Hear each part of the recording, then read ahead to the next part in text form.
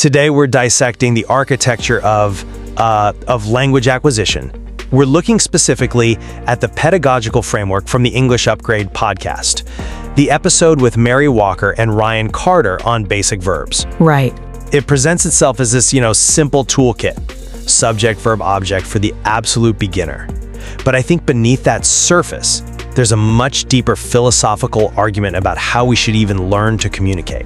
It is a toolkit, I'll grant you that.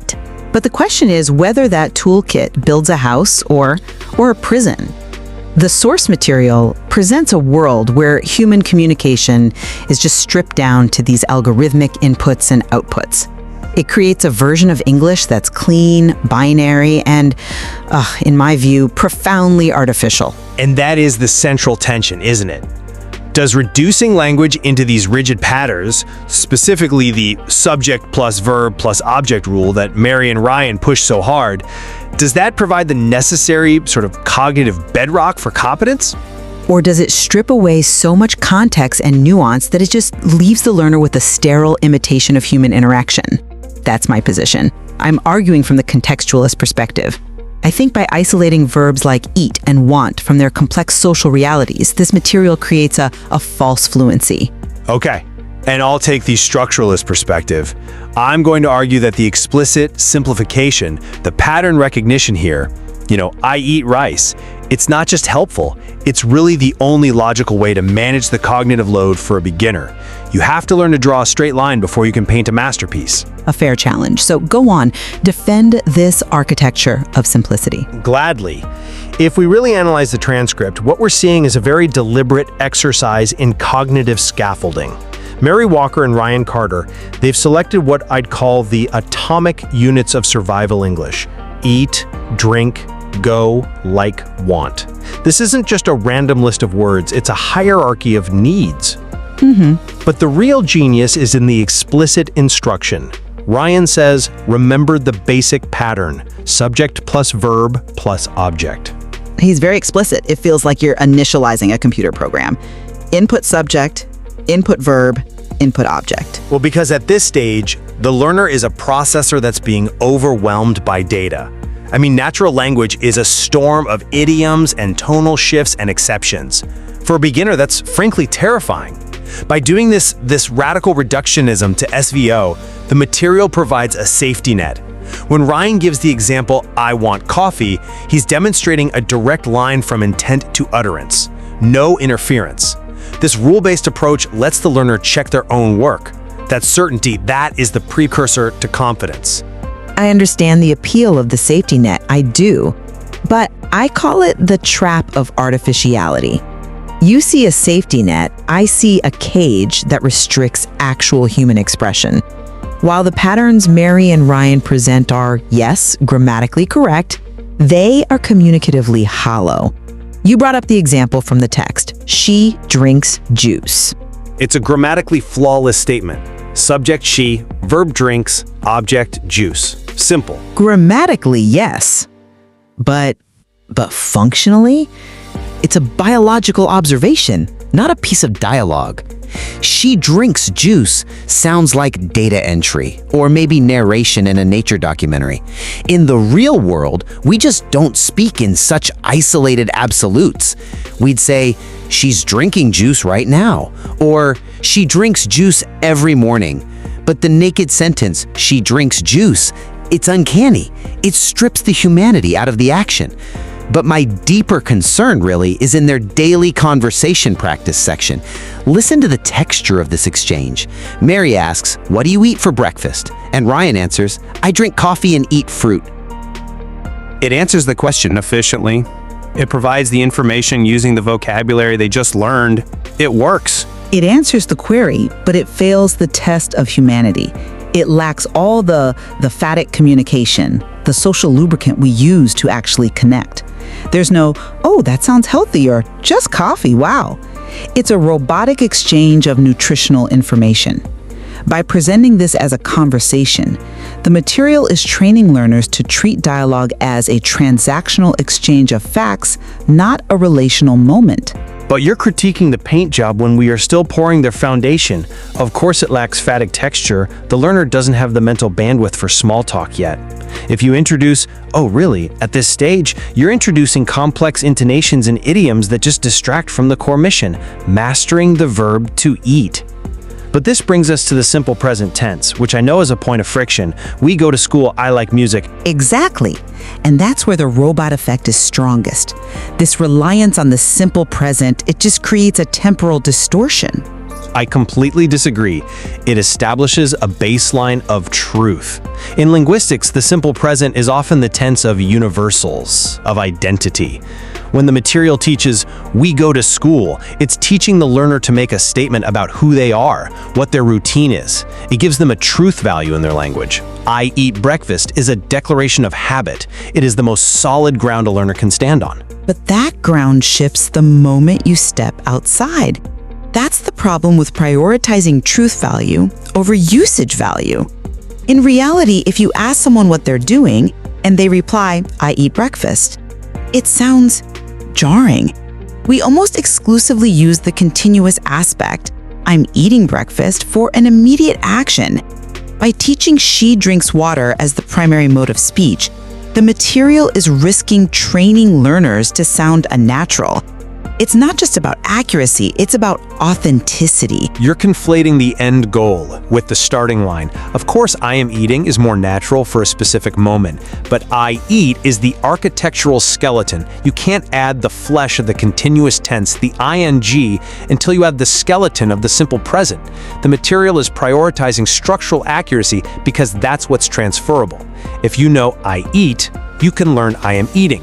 If you just memorize phrases, you have no system. You're arguing for a facade of fluency. I'm arguing for the mechanics of it. Okay, but I'd argue the system itself forces a binary worldview on the learner that's actually detrimental. Just look at the section on yes/no questions. This is where the reductionism becomes genuinely problematic for me. The source explicitly teaches, "Do you like coffee?" Answer, "Yes, I do," or "No, I don't." Which is the standard English construction for do support. It's the clearest way to teach the auxiliary verb do. It is the standard binary construction. It forces the learner into a world of absolutes. It completely ignores the nuance of sometimes or a little or it depends, which is where, 90% of human preferences actually live. By drilling this binary, "Ryan, do you drink coffee every day?" "Yes, I do." We are training the learner to view the world and to express themselves in black and white. It just flattens the human experience into a checkbox. But nuance is a luxury for the fluent. I can't stress this enough. You're asking a beginner who is struggling to even remember what the word drink means to also navigate the social gradation of sometimes. That's cognitive overload. For the beginner, the binary is essential not as a philosophy, but as a mechanic. It's about muscle memory. When Ryan asks, "Do you go to work?" and Mary answers, "Yes, I do," that repetition creates psychological certainty. The learner knows that do triggers do.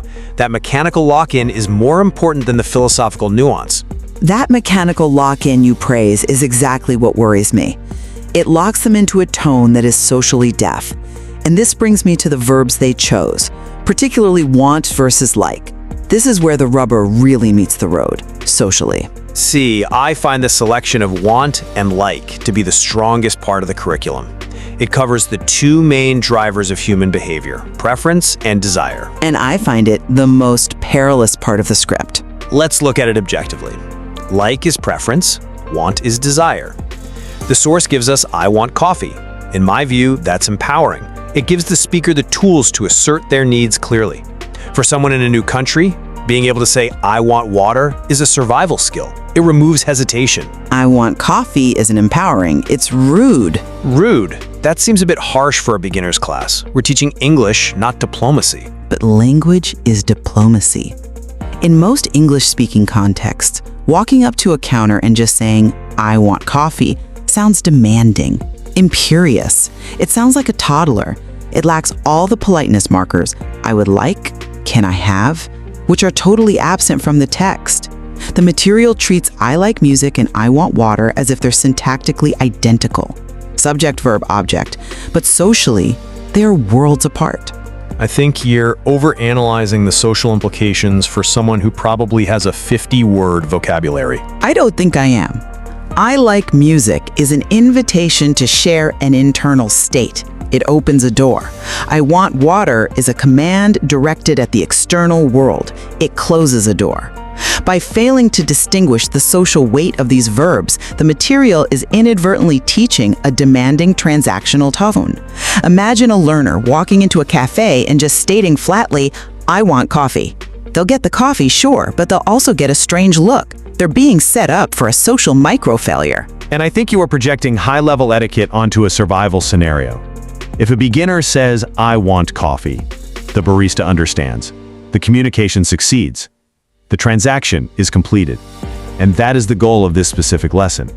If we clutter it with "I would like" or "could I possibly have," we destroy the SVO pattern we just spent 10 minutes building. We break the algorithm. But you're teaching an algorithm that produces bad data. It produces clear data. Clarity is the priority. But I want to pivot to your point about the robotic practice, because I think you're undervaluing the physical aspect of what Marion and Ryan are doing in that confidence section. You mean the confidence message at the end? Exactly.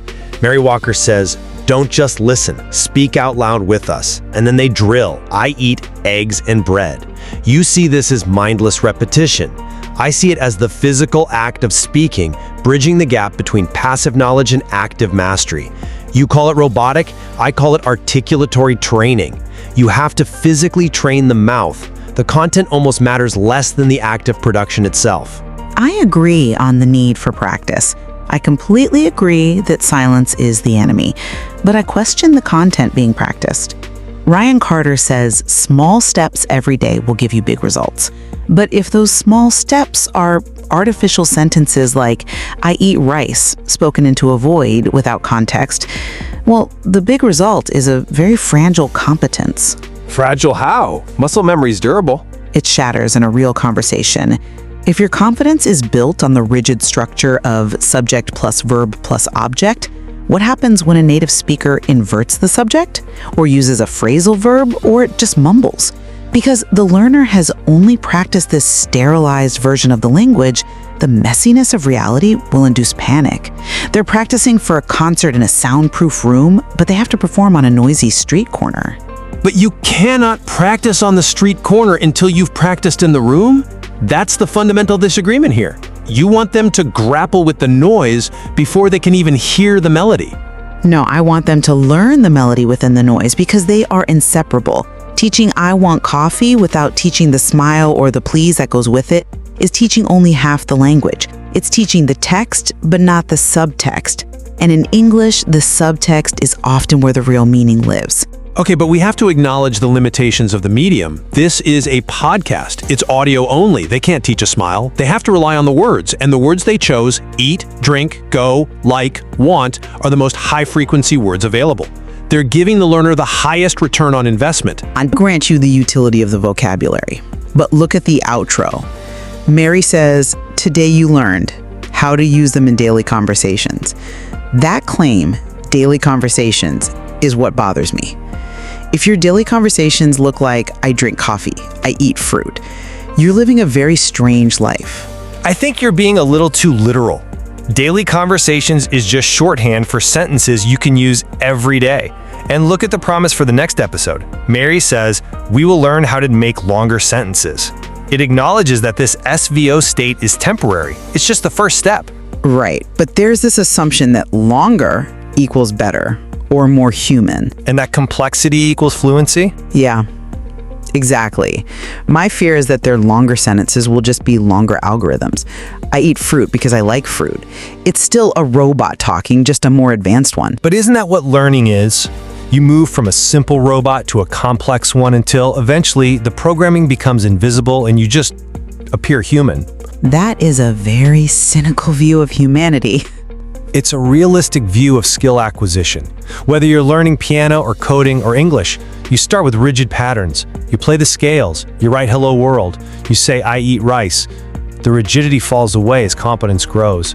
Mary and Ryan are simply providing the scales so the learner can eventually play jazz. And I suppose my worry is that if you play the scales for too long, you forget that music is supposed to make you feel something. You become a technician of the language, but not an artist. And that's the eternal tension, isn't it? We crave the rules for safety, but we live in the exceptions because that's where the flavor is. Well put. Which I think brings us back to our listeners. It's up to them to decide how to apply this. Indeed. Do you build the structure first and worry about nuance later? Is "I want coffee" a victory of clarity or a failure of politeness?